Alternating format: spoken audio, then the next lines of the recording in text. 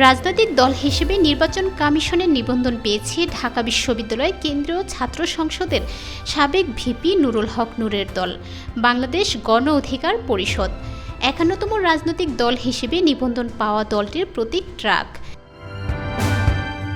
সোমবার ইসি সচিব শফিউল আজিম স্বাক্ষরিত প্রজ্ঞাপনে নিবন্ধন দেওয়ার বিষয়টি জানানো হয়।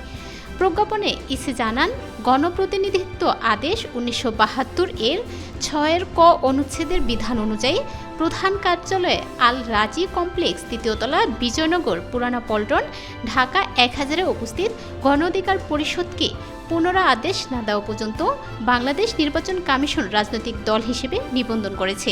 দলটির জন্য ট্রাক প্রতীক সংরক্ষণ করা হয়েছে এবং নিবন্ধন নং ০৫১, তারিখ ০২ সেপ্টেম্বর ২০২৪।